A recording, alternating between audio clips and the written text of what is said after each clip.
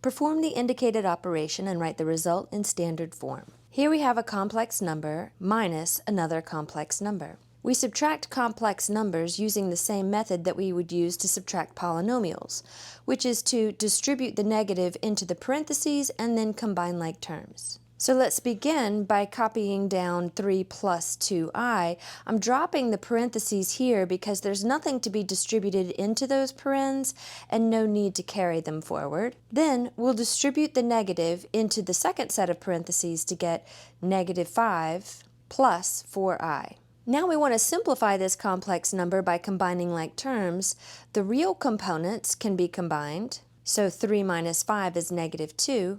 And the imaginary components are also considered to be like terms that can be combined to give us 6i. So the result of subtracting these two complex numbers is negative 2 plus 6i. And this is in standard form since it's a real number plus or minus a real number multiple of I.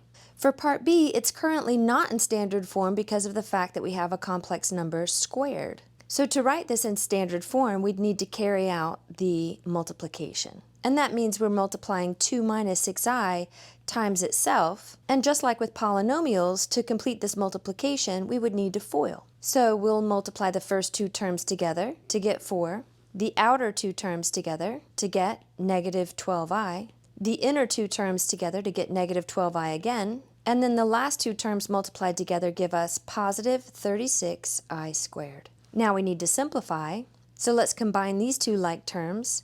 We have 4 minus 24i, and now considering 36i squared, let's recall that I squared is equal to negative 1. So anytime we see the quantity I squared, we can replace that quantity with negative 1 because that's what it's equal to. And when we want to write something in the standard form, we can't have any I squareds present. So we would need to substitute negative 1 in for any I squared that appears. So then we'll have plus 36. We'll remove the I squared and replace it with its equivalent quantity, negative 1. So now we have 4 minus 24i, and 36 times negative 1 is negative 36.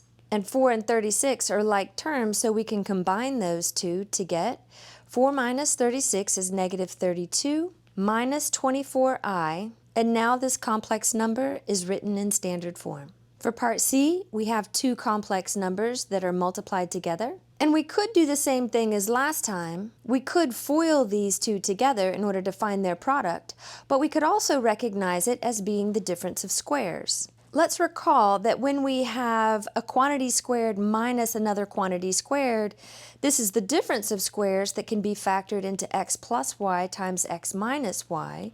And what we have here is the difference of squares in its factored form, meaning that we could multiply these together to get back to the difference of squares. So if we recognize that, we'd see that once we FOIL these two things together, we would end up with the square of the first thing minus the square of the second thing.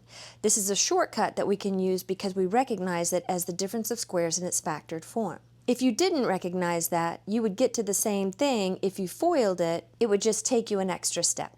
Now again, we're going to use the fact that I squared is equal to negative 1 and replace any I squareds in our expression with negative 1 so that we can write it in standard form.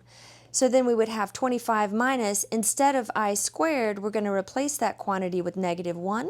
This will be 25 plus 1, which is equal to 26. Now, we do consider 26 to be in the standard form. It's not necessary to write 26 plus 0i. We always want to write things in their simplest form, so it's not necessary to write this in order to be considered in standard form. We would simply say that 26 is the answer.